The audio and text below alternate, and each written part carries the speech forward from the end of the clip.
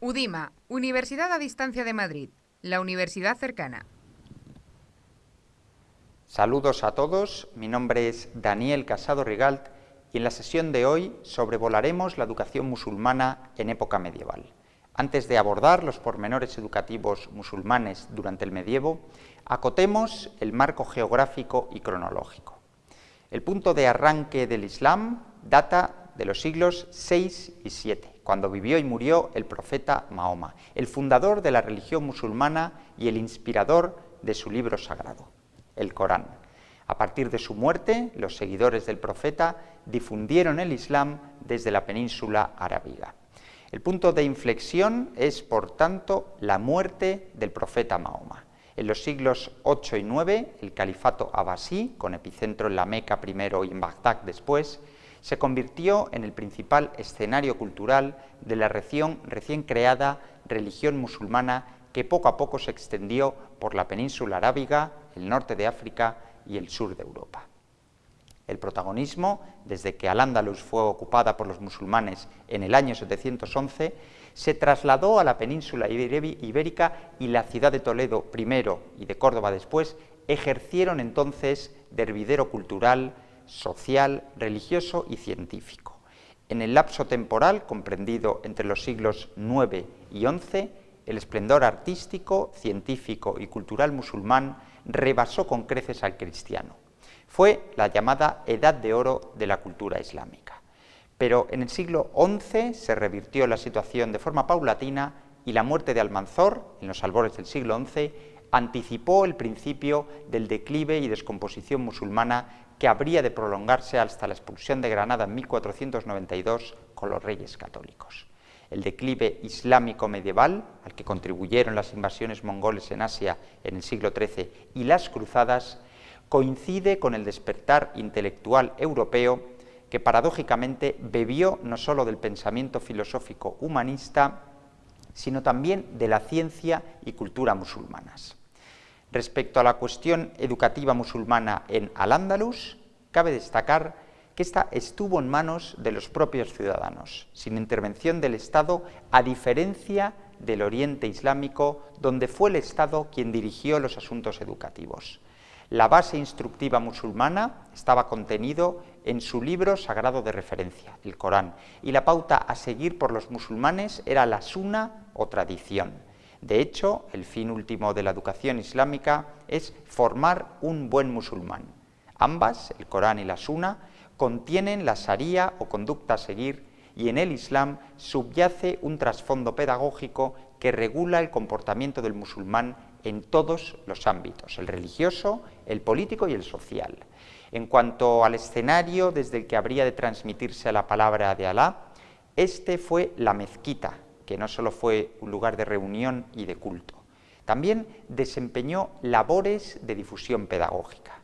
Desde el punto de vista cultural, merece ser destacado que el mundo musulmán, entre los siglos VIII y X, asumiera y acogiera la herencia griega, persa, hebrea y bizantina, logrando imprimir a la cultura medieval un empuje genuino, potenciado además por el nomadismo, cuyo momento álgido fueron los siglos IX y X, y en el que Toledo y Córdoba se revelaron como capitales culturales del mundo.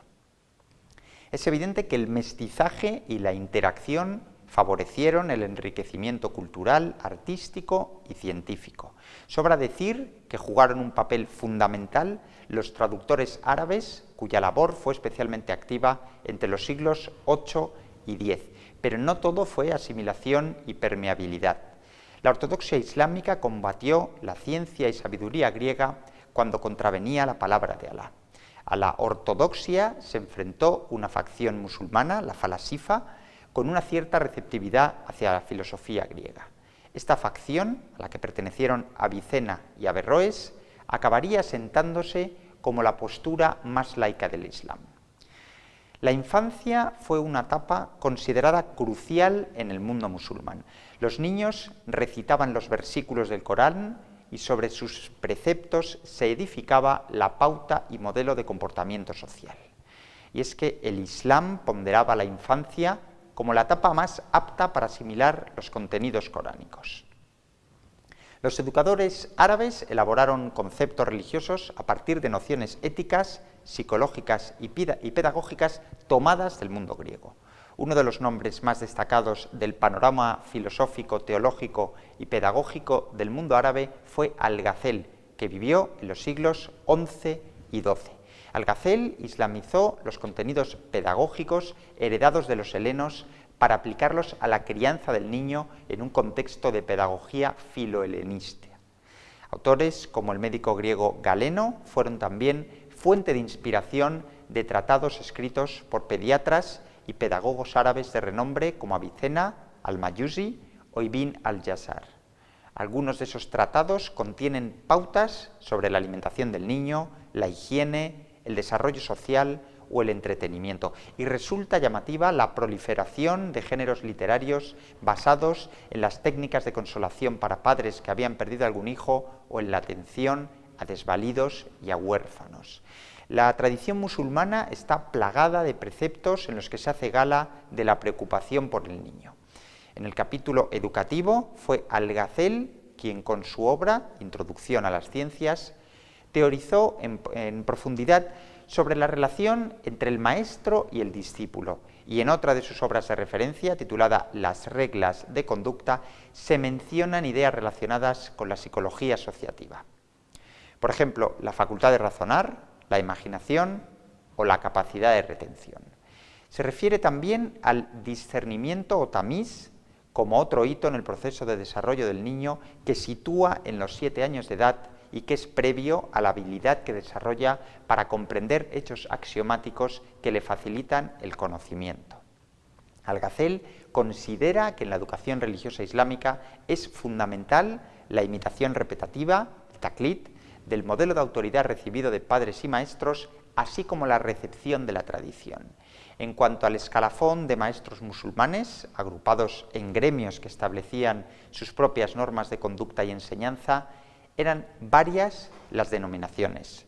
Por ejemplo, muallim o maestro de instrucción elemental, o muadib, que era el hombre de letras que ejercía también de tutor, tanto en la enseñanza elemental como en la secundaria. Otra figura era la del mudarris, o asistente del profesor y del alumno, cuando a éste se le dificultaba una lección. O el sayij, un maestro con cualidades de guía espiritual, revestido de cierta categoría de casta, y también con conocimiento tanto teológico como académico. También la figura del al-faqih, o especialista en la ley religiosa, y el imán, o maestro supremo, que dirigía la oración y lideraba la comunidad musulmana. Desde el punto de vista organizativo, existía una licencia que habilitaba para dar clases. Se llamaba ijaza y, aunque no tenía validez institucional, era un documento de autoridad que se obtenía como mérito curricular en función de las materias recibidas y de los maestros con los que se habían cursado las materias.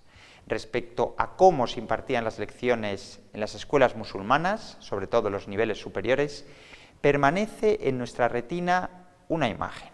Es la imagen de un maestro sentado en cuclillas sobre una plataforma ligeramente elevada y a su alrededor alumnos sentados con su estuche, su tintero y su cálamos, que escuchaban, copiaban en sus cuadernos al dictado del maestro, preguntaban y sometían a debate los temas tratados.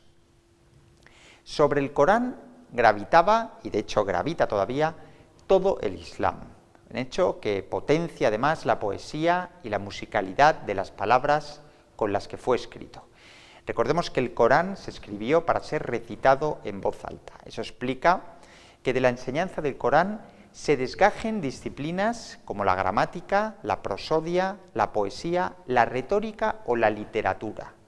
Sobre las llamadas ciencias racionales, la tradición islámica distingue 4: lógica, física, metafísica y matemática. Esta última, la matemática, contiene a su vez aritmética, geometría, astronomía y música.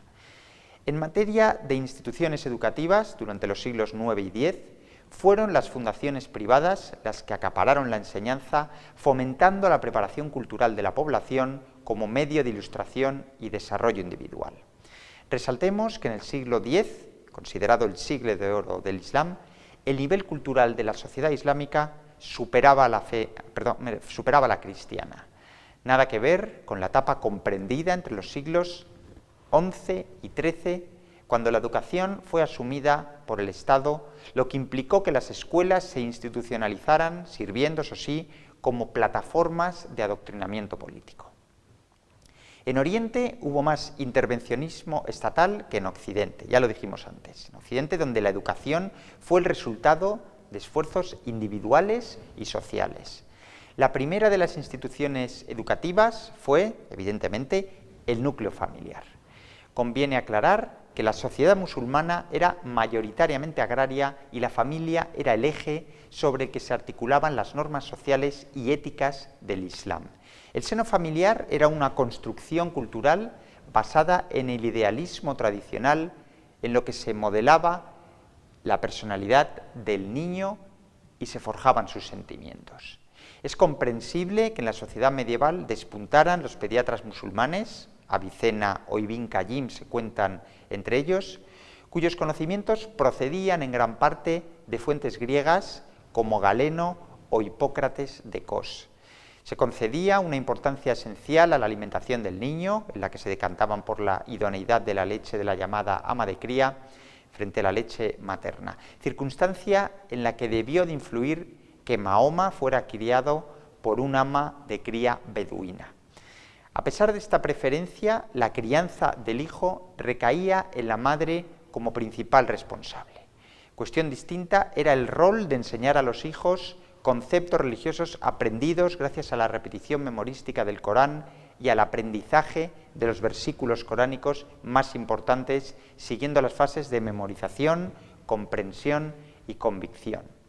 Esa función sí recaía en la figura paterna. Además, se trataba de transmitir al niño rasgos modélicos como la generosidad, la honestidad, la parquedad, la paciencia, la mansedumbre o la diligencia. Los pedagogos musulmanes de la Edad Media, influidos por el pensamiento aristotélico en términos sociales y éticos, fomentaron la socialización temprana. Tanto es así que se promovía entre los niños la recitación de las dos últimas generaciones del árbol genealógico familiar.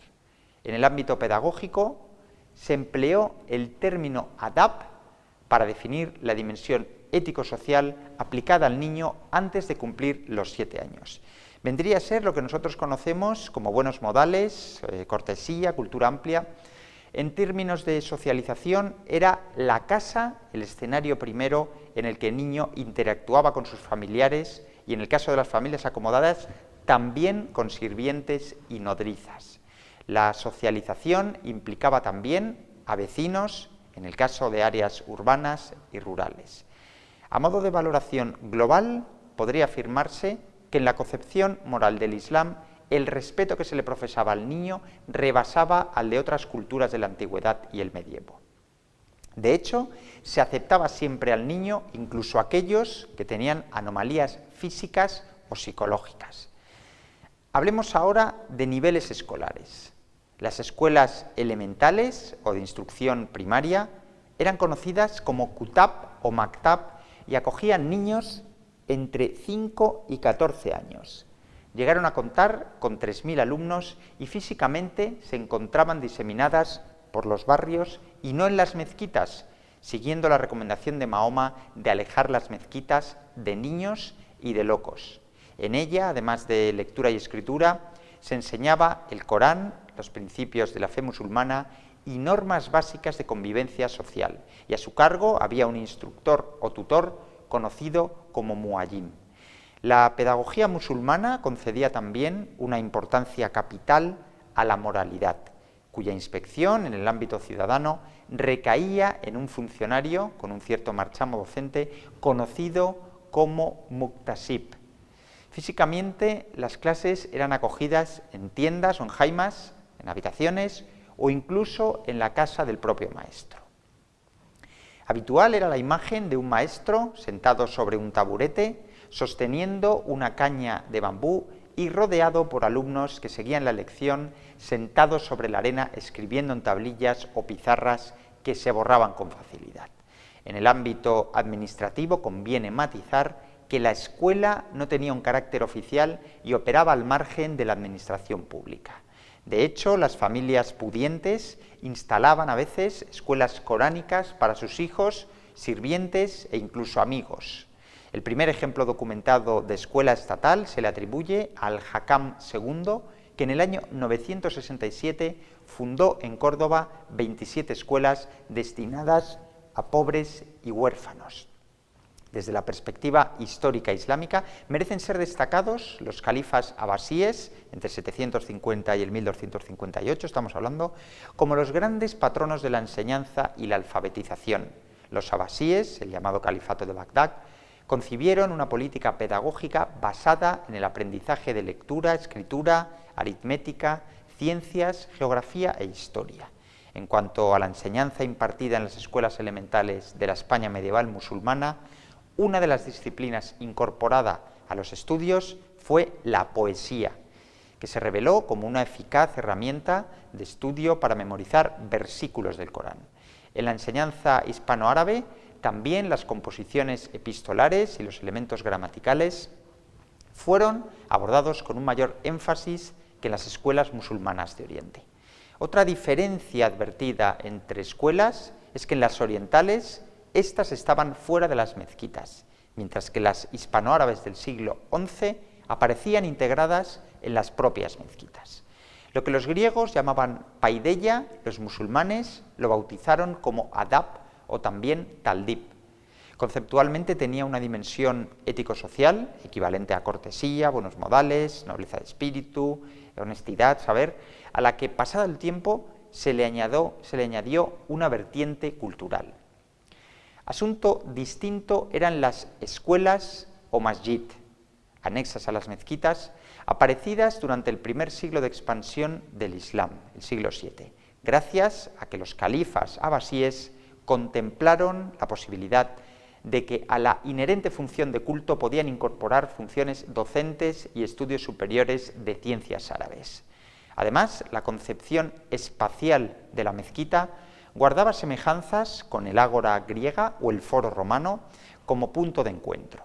Sobre la mezquita giraba la sociedad islámica y a ella estaban subordinadas otras construcciones como la madraza o las escuelas coránicas de barrio. Los masjid compitieron con las madrazas al dar alojamiento a estudiantes con las aportaciones de los gobernadores. Las mezquitas, como instituciones docentes, propiciaron el salto de la tradición oral a la tradición escrita gracias a su labor docente, y de su seno surgieron reputados lingüistas, juristas, filósofos o incluso teólogos, pero la propia evolución de la sociedad medieval islámica acabó demandando una mayor complejidad que saciara las ansias de erudición de aquellos que superaban la escuela elemental. Así fue como surgió la halqa o escuela circular, cuyo criterio de selección de alumnos no era otro que los conocimientos adquiridos. Tendían a ser grupos reducidos en los que la relación entre maestro y discípulo se hacía más estrecha y el debate más habitual y más dinámico.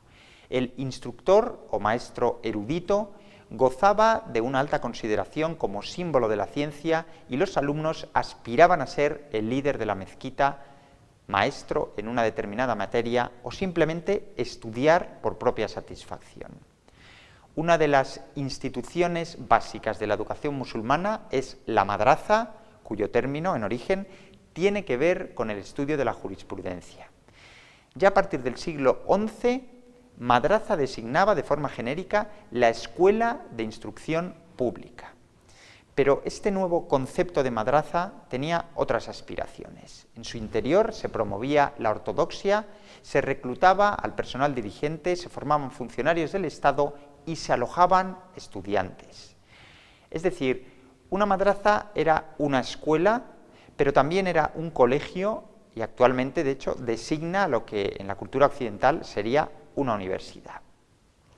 Los términos mezquita y madraza se han usado indistintamente como lugar de enseñanza en ambos casos, pero uno de los matices que los distingue es el carácter privado de la mezquita frente al patrocinio estatal de la madraza, concebida como una fundación y en la que se forma personal administrativo. El origen de la madraza hay que buscarlo en los conflictos surgidos en la mezquita entre la función religiosa y la función educativa. La interferencia entre ambas desembocó en la necesidad de una educación secular que acabó encontrando acomodo en la madraza. En el capítulo de la educación superior conviene aclarar que aunque abarcaba la edad comprendida entre los 14 y los 19 años, el paso de nivel era relativamente libre y no estrictamente cronológico. Dependía de la iniciativa individual. En cuanto al contenido académico, profesores y estudiantes, apenas había diferencia entre mezquita y madraza. Además de un propósito político y religioso, la madraza ejercía de centro de estudio e investigación, pero no debe obviarse que en ocasiones sus aulas fueran objeto de la manipulación política. Los estudios abordados en la madraza comprendían ciencias tradicionales, entre ellas morfología y sintaxis, hadices o tradiciones, mejor dicho, atribuidas a Mahoma, ley islámica o fiqh, estudios coránicos y ciencias racionales, entre los cuales cabe citar a la lógica, la filosofía, la astronomía y la aritmética. Hemos hablado de la evolución institucional, pero antes de que fructificaran las instituciones educativas islámicas y de que cristalizaran las estructuras organizativas culturales, la enseñanza tuvo en el libro su principal herramienta y vehículo de transmisión de conocimientos. Gracias al libro, y con él la escritura y los copistas, se potenció la cultura, la erudición y la enseñanza. El empleo de la pasta de papel a base de lino y de cáñamo dinamizó el aumento de libros en circulación desde mediados del siglo VIII, si bien es cierto que muchos estudiantes no tenían acceso a estos libros. Gracias al contacto con artesanos chinos, generalizó la técnica del papel, llamada warak, que dejó atrás al papiro y al pergamino, y la cultura islámica alcanzó altas cotas de difusión. Los propios califas o gobernadores mostraron un especial interés por fomentar la copia de manuscritos hasta el punto de amasar importantes bibliotecas que convocaron a sabios de la talla de Algacel, Avicena o Alfarabi. A las ínfulas culturales de algunos mandatarios islámicos contribuyó el nacimiento, en la corte de los califas, de salones culturales, auténticos hervideros de erudición, frecuentados a menudo por lo más selecto del panorama intelectual en una atmósfera liberal y tendente a la controversia. Estos salones acabaron convertidos en centros de enseñanza en los que surgieron interesantes debates en torno a áreas de conocimiento como gramática, filosofía, retórica, teología, escolástica o poesía. Con la eclosión del libro como vehículo de transmisión cultural, proliferaron las bibliotecas, que podían ser públicas, vinculadas a escuelas de estudios superiores, colegios y mezquitas, semipúblicas, frecuentadas por determinados grupos de estudio, y privadas, a las que acudían eruditos. Con el paso del tiempo fue necesario personal dedicado a la clasificación y catalogación de los fondos de las bibliotecas, además de traductores, cuya labor fue especialmente intensa entre los siglos VIII y X, o copistas que trabajaban en el scriptorium. Tema aparte era la llamada Casa de la Sabiduría, en árabe Dar al-Hikmah, una suerte de instituto o institución superior de enseñanza en la que se tradujeron obras griegas y siriacas al árabe, se desarrollaron los estudios de literatura y filosofía y que albergaba además un observatorio astronómico. Destacaron las del Cairo, Alejandría, Constantinopla o Bagdad. En esta última ciudad, muchas de las bibliotecas fueron pasto de la intolerancia religiosa llevada a cabo por los mongoles en el siglo XIII. La Hispania musulmana contó también con destacadas bibliotecas, como una de las de Córdoba, enriquecida gracias a la iniciativa recopiladora de Al-Hakem II durante el siglo X. Dicen las crónicas que la biblioteca contó con hasta 6 escribientes trabajando sin descanso en el scriptorium, un dato que da autoridad a los más de 500.000 de volúmenes que contuvo la entonces mayor biblioteca de Córdoba y una de las mejores del mundo en su época. Hasta aquí la videolección dedicada a la educación medieval musulmana. Muchas gracias por vuestra atención, espero que os haya resultado didáctica y pedagógica esta videolección. Saludos a todos.